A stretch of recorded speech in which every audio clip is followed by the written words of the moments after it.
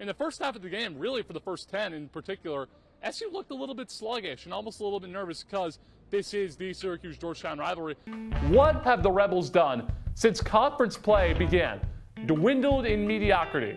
A 13-0 start, yay, cool. But when you're only beating Detroit Mercy by 1 point, that has to be an eyebrow raiser. Syracuse men's basketball is in Raleigh to take on NC State tonight. Welcome into Sports Live from PNC Arena. I'm Liam Griffin. That established the Big Ten and the SEC as the two big powerhouses of collegiate athletics. But if you ask SU head football coach Gino Babers, you can't sleep on the ACC. But eventually fielded it to Copeland, who, as you know, hit that game winner, and the Dome went into pandemonium. Andrew, it was the loudest I have ever heard the Dome. Judah Mintz, J.J. Starling, and Quadir Copeland, three guards, combined for 60 points in SU's 80-68 triumph over Georgetown here at the Capital One Arena. Highlighted as probably the biggest marquee two-game home stretch of the season. How do you channel what should be a raucous Dome energy into your play on the court? Elvis Presley and Brenda Lee are topping the charts. Spartacus hits the box office. And Syracuse football is 4-0 for the second straight season with Ernie Davis roaming the backfield. Today's game marked the first since December 5th against Cornell with students back on campus. Whether they were sitting in the third row or in the very top row of Section 303, they were treated to a thriller. In his first season at Syracuse, Quadir Copeland played just 20 games and saw less than 10 minutes per contest. In year number 2, because of moments like this, those numbers have gone up. Copeland has played well over 20 minutes per game and hasn't missed one yet for the Orange. And he'll be the first to tell you that when it comes to his play, it's not about numbers. I just try to look in to see how much I can make an impact on the game as soon as I come in, right away. I try to make an impact right away because I feel like I'm an energy changer. No matter if the game's going good, I'm going to make it go better. If the game's not going good, I'm going to get it right back on track. But to help improve his offensive game, Copeland took 200 shots every day over the summer. His work ethic put him in a very good light in the eyes of his head coach. He's really good. You know, he's still kind of scratching the surface. What I love about Quadir is that no matter what, mistakes or not, you know, he gives you everything. He fights, you know, and that's I think every coach wants that. I know that guy can play for me. Copeland's hustle and grit have made him beloved by SU fans, as has his ability to make flashy plays at the rim. But that's been his MO for a long time. That's always been my thing, layups and all that. I actually began yelled at it because I'm so tall. My coach just want me to dunk. Teammates just want me to dunk the ball. So I began yelled at about it. But it's really like a Philly thing. It's something I've just been doing forever. And I've just been laying the ball up. That's just my thing. The sun has almost set on Copeland's second season in Syracuse, and there's plenty to like. 9 points and 5 rebounds per game off the bench, that's nothing to scoff at. Coach Autry said it best. He's only scratching the surface. If he continues to develop in Central New York, you might see a few more plays like this one. But Starling drives to his right, puts up a layup. No, but Copeland with the putback slam! Liam Griffin, Citrus TV. And now, your Citrus TV Sports Report.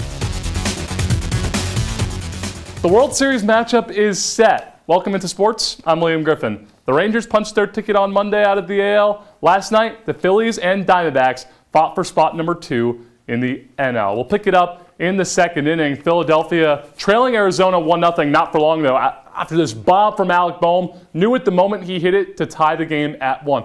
Bottom 4 now. Bryson Stott, Phillies second baseman, laces a double into the left center field gap. Runner coming in from first is Alec Boehm. He scores easily. Phillies got momentum, up 2-1.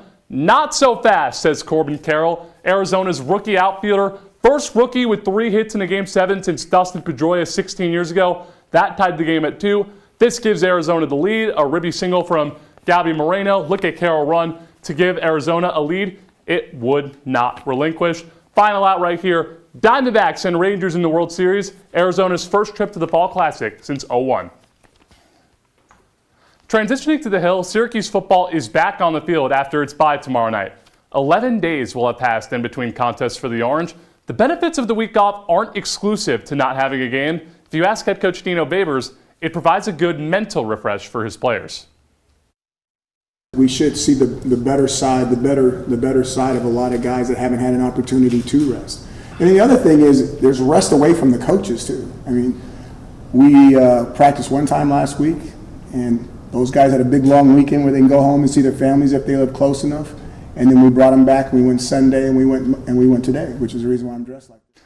Even though the Orange have been on the practice field for the past few days, it's still a short week. SU hasn't played a regular season game on a Thursday since October of 2019.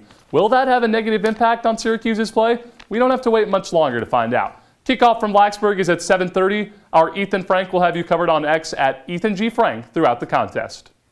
Elsewhere on the Hill, basketball season draws even nearer. The SU men's team is gearing up for its first exhibition game on Friday against Division II Damon. Even though the big show that is the regular season is still a few weeks away, head coach Adrian Autry already has a vision for what he wants to see on the floor. My philosophy is sharing the basketball, playing together. Obviously, I think we have we'll have the ability to put 4, sometimes maybe 5 guys out on the floor that can dribble, pass, and shoot. I think the biggest thing that we, whatever we do, we want to be able to have the correct spacing for.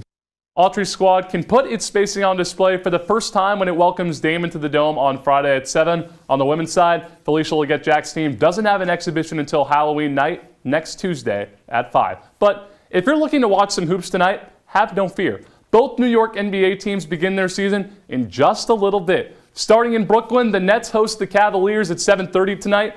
Both of these teams saw their season come to an end in the first round of the playoffs last year.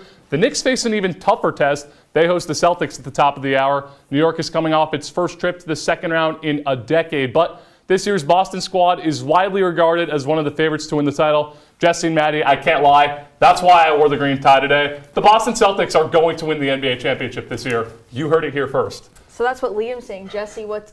oh, my goodness. Do we have only one unbiased journalist here tonight? Unbiased? I mean, they made a run to the conference finals last year, and they're objectively better now. Well, we'll have to see. But when we return, Luke Radel is in studio with your wake-up weather. Stay with us. The JMA Wireless Dome. Often referred to as the Loud House, this building is known for having one of the most raucous atmospheres in college football. And the Dome, there's no place like Dome. There's no place like Dome.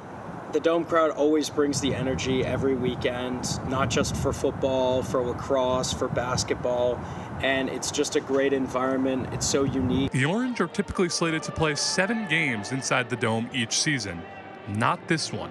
This past January, news broke that this year's matchup between Syracuse and Pittsburgh wouldn't be in the 315 nor in Western Pennsylvania.